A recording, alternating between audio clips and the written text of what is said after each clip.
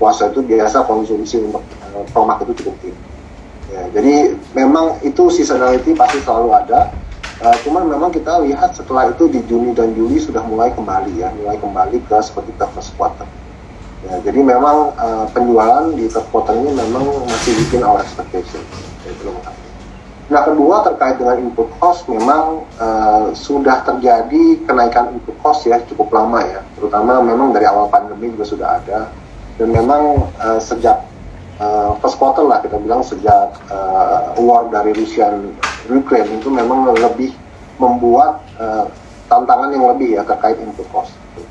Nah, memang kalau kita melihat dari sisi gross margin kita turun ya sekitar 1,5%, ya di mana kita katakan 0,5% itu datang dari kenaikan biaya ya yang ditimbulkan. Sedangkan 1% itu lebih ke product mix ya. Product mix karena kita ada beberapa segmen tertentu, contoh seperti di prescription pharma itu kalau obat generik memang marginnya lebih rendah ya, sehingga kalau kontribusinya lebih tinggi karena kita menjual lebih ke BPJS, sehingga mengakibatkan margin akan turun ya. Hal yang kedua mungkin yang paling gampang adalah terkait dengan EMOS ya. Kita tahu EMOS sendiri yang saya infokan sebelumnya itu kita jual, kita leverage juga ke distribusi dan prinsipal lainnya, sehingga marginnya sangat rendah di sana. Ya, kita tahu sendiri margin distribusi itu udah sangat rendah, ini lebih rendah lagi gitu loh, karena memang cuman menggunakan aplikasinya itu tersebut. Tetapi memang salesnya makanya kita lihat dari distribution dan logistik itu growth-nya sangat tinggi, bisa 17%. Ya, cuman marginnya turun. Nah, itu sebabnya kenapa ada terjadi penurunan. Jadi ada mix antara higher input cost dan juga ada product mix di sana. Nah, dari kita sendiri, kita caranya adalah kita melakukan ASP adjustment ya, kepada produk-produk kita. Yang kita lakukan adalah kita menaikkan sekitar 3-5% selected produk. Ya, kita sudah mulai lakukan itu di akhir first quarter, second quarter. Mungkin nanti ke depannya kita akan lakukan lagi. Kita lagi evaluasi dampak dari Pertalite. Sekitar 60-70% penjualan Encepal itu yang distribusi dan logistik itu jualnya kepada Kalbe Group. Jadi secara tidak langsung Kalbe bisa melakukan pass-through. Ya, cuman kita mesti review the market lah ya. Produk apa yang lebih nggak sensitif, mungkin yang lebih middle upper prices, ya, marginnya mungkin lebih baik, kita bisa melakukan price adjustment. Sedangkan mungkin yang lebih sensitif, yang mungkin harganya masih murah, kita belum bisa lakukan. Seperti itu. Jadi akan ada mix lah antara kenaikan harga. Nah, selain itu juga kita melakukan efisiensi. Ya, efisiensi itu memang dari sisi operasional banyak sekali yang kita bisa lakukan. Contohnya misalnya efisiensi dari operasional, seperti fasilitas produksi. Kita punya fasilitas produksi yang terkait dengan obat generik. Ya, kita ada full dedication fasilitas produksi di sana. Di mana kalau penjualan dari obat-obat generik meningkat, pasti fixed cost-nya akan turun. Ya, pembelian raw materialnya sama. Ya, jadi kalau salesnya naik, penjualannya naik, otomatis kemungkinan harganya bisa lebih murah. Jadi kita melakukan banyak efisiensi dari sisi operasional. Terus marketing cost atau promotion juga kita melakukan hal yang sama. Jadi kita melakukan sekarang itu kan promosi atau campaign itu kan banyak sekali channelnya ya. Kalau zaman dulu cuma TV, radio, ya kan, banner, ya kan, terus juga surat kabar seperti itu. Nah, kalau sekarang kan banyak sekali kan, terutama kayak kamu nih kan, yang milenial gitu kan, pasti lihatnya YouTube lah, Instagram lah, Facebook yang lebih direct dan mungkin impact-nya lebih besar seperti itu. Jadi kita akan mencoba untuk lebih inovatif lah. Ya, jadi nggak cuma terkait bilang value-nya segini, kamu mesti spend segini, kedepannya harus nambah gitu. Jadi cara-caranya, inovasinya kita harus lakukan untuk bisa mengendalikan biaya ke depan. Gitu. Siap Pak. Thank you untuk pemaparannya. Nah, ini mungkin sudah ada raise hand ya. Mungkin silakan kepada Pak Ahmad. Ini juga sudah ada pertanyaan di chat box. Silakan Pak Ahmad kalau mau bertanya langsung.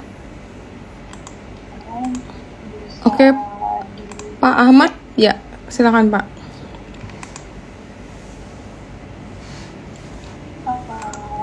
Ini Pak. Saya coba untuk Mbak Farisa, Pak Duto, terima kasih atas kesempatannya. mohon izin bertanya. Jadi baru-baru ini kan Kalbe mengakuisisi Aventis ya, gitu ya. Itu, nah saya pengen tahu nih pertimbangan Kalbe dalam mengakuisisi Aventis itu apa? Apakah mungkin Kalbe mau mencari jalur setelah kemarin ke Genexin itu sepertinya nggak jadi ya, makin vaksin COVID ya. Kemudian tentang market size potensial untuk vaksin swasta di Indonesia itu bagaimana? Apakah bisa tumbuh mungkin 10 kali lipat atau gimana? Karena saya banyak pakai vaksinnya Aventis, Pak. Jadi saya pasti jadikan klien Kalbe nanti ke depannya. Terima kasih. Oke, mungkin terkait dengan PT Aventis ya, mungkin kita sudah announce juga mungkin sekitar 1 bulan lalu lah. Jadi PT Aventis Pharma itu sebenarnya local company atas Sanofi ya, Global Sanofi. Ya, kita tahu ada Sanofi ya, company secara global, mereka punya banyak produk juga, cukup banyak, salah satu pharma global company. Dan biasanya memang kalau foreign company itu untuk menjual barang di Indonesia mereka harus melakukan JV atau kerjasama dengan local partners. Ya, di kondisi ini mereka memiliki sekitar 80% dari PT Aventis Pharma. Nah, jadi dari kami KB adalah kita mencoba untuk membeli share itu, portion itu, ya kita akan membeli 80% dari PT Aventis Pharma. Agreement-nya adalah mendapatkan license untuk produk-produk di area tertentu. Ya, jadi ada 3 area, di diabetik, di kardiovaskular, dan satu lagi adalah di vaksin. Jadi itu 3 area itu yang kita dapatkan. Gitu. Nah, sebenarnya PT Sanofi itu selain bisnis 3 ini masih ada banyak lagi sebenarnya. Nah, cuman area ini sendiri gitu. Kita ada OTC-nya yang kita nggak ambil, dan mungkin ada, kalau nggak salah ada onkologinya juga yang kita tidak ambil. Ya, cuman untuk kita adalah ini membuka satu peluang lebih ke depannya. Jadi kerjasama yang lebih banyak lagi ke depannya. Ya, kita harapkan mungkin nanti ada produk-produk baru yang bisa masuk ke Indonesia.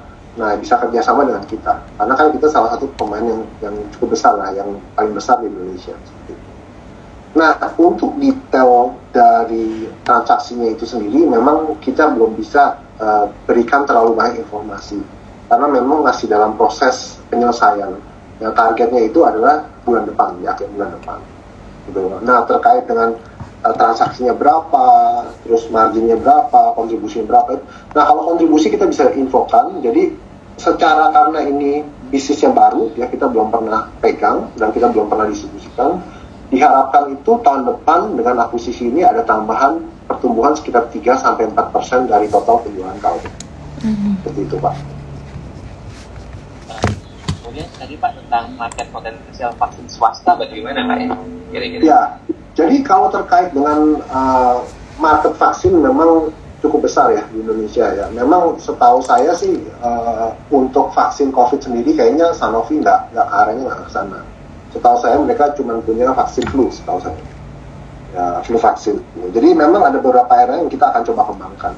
Sebenarnya dengan Genexin sendiri kemarin dengan adanya pembatalan vaksin COVID ya, karena kondisi yang mungkin sekarang cukup supply-nya sudah banyak lah kita katakan ya Pak ya. Kalau kita tetap lanjutkan melakukan uji klinis itu udah agak sedikit telat gitu kan, karena sekarang sebenarnya jumlah vaksin COVID itu udah banyak. Cuman masalahnya kapan aja pemerintah mau enroll itu dan apakah masyarakat mau menerima atau enggak seperti itu.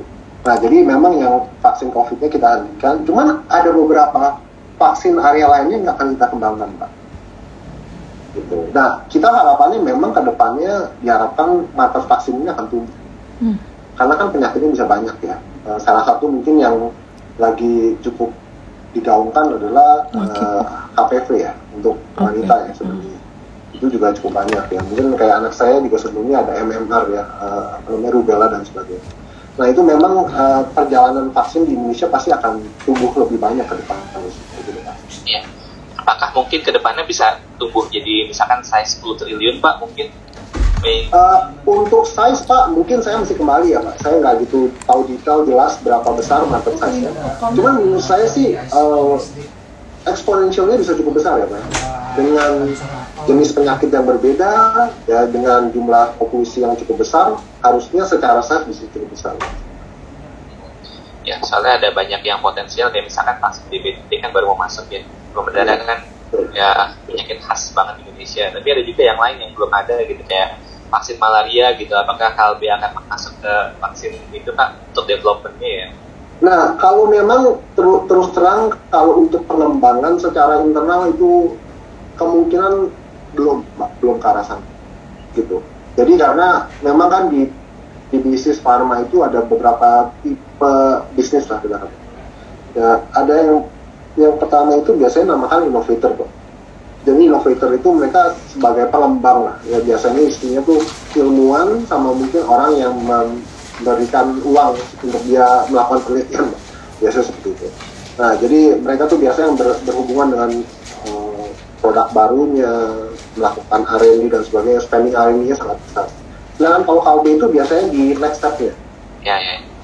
Di mana kita melakukan mungkin uji klinis, melakukan distribusi, melakukan produksi dan sebagainya. Nah, itu memang dua jenis PT yang berbeda. Ya. Oke, siap. Oke, itu aja Pak. Terima kasih banyak Pak. Terima kasih, Pak. Semoga makin besar KLB Pharma. Amin, thank you Pak. Ya. Terima kasih Pak Ahmad untuk pertanyaannya. Oke. Mungkin boleh silakan ke Pak Yamin ya. Biar saya coba untuk unmute. Halo, Pak Yamin? sorry, masih di mute deh Pak.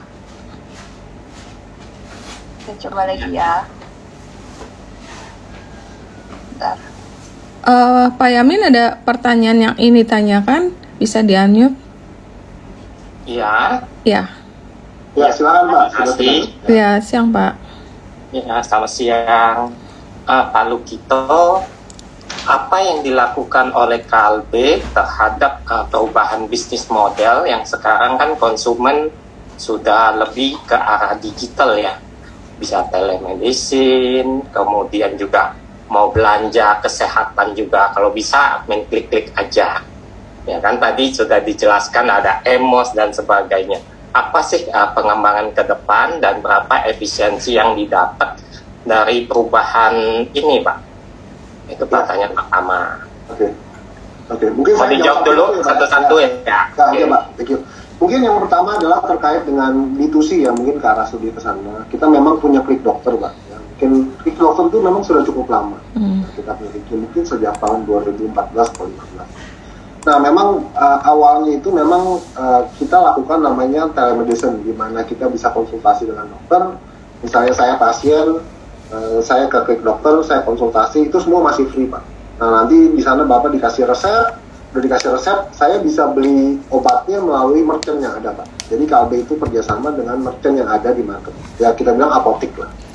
Nah, nanti ada komparasi juga di sana, harganya berapa, gojeknya berapa, obatnya tersedia atau enggak, merek-merek tertentu ada. Nah, itu semua sudah jalan, Pak. Gitu. Dan memang dengan adanya COVID itu mengakselerasi semua inilah kita katakan ya. Dengan orang yang nggak mau keluar, ya kan mau kemudahan, tinggal klik-klik lah yang seperti Bapak bilang sebelumnya. Jadi memang situ sudah terjadi. Gitu. Nah, yang menjadi penting adalah sekarang gimana pengembangan arah ke depannya. Nah, dari sisi kita memang kita melihat bahwa bisnis healthcare itu kan banyak ya, Pak. Ada banyak sekali, Pak. Ya, kita bilang ada digital lah, ada obat lah, ada medical devices lah. Nah, jadi kita tuh sebagai company mencoba untuk expand di area-area tertentu. Nah, digital platform salah satunya. Nah, di sini kita melihat bahwa satu, kita akan lebih fokus kepada specialty area. Ya, kita tahu lah ada beberapa pemain juga di market yang mungkin lebih agresif, Pak. Ya, mungkin mereka bisnis modelnya lebih ke startup, Pak. Jadi punya berapa T diban, Pak, ya, dikasih subsidi, ya, habis itu keluar lagi yang baru gitu kan, lagi issue lagi, terus ban lagi, Pak, supaya rame gitu kan trafficnya. Nah, kita sebagai company arahnya lebih nggak terlalu ke sana sih, Pak. Ya, kita lebih ke pengembangan produk. Nah, kontribusi untuk sales penjualan dari digital pun nggak terlalu besar untuk kita, karena kita adalah sebagai produser juga, Pak. Kita sebagai yang memproduksi obat gitu. Jadi kita nggak mencoba untuk menjadi e-commerce-nya. Ya, karena e-commerce sudah banyak, Pak. Ya kan, kita ada kayak Tokopedia, Lazada, kita nggak mau ke arah sana. Gitu. Jadi lebih ke area yang lebih lebih ke konsultasinya, menyediakan konsultasinya, hubungan dengan dokternya, dan yang kedua adalah terkait dengan area-area tertentu. Yang kita fokuskan sekarang sebenarnya satu onkologi, obat-obatan kanker, dan kedua adalah diabetes, Pak.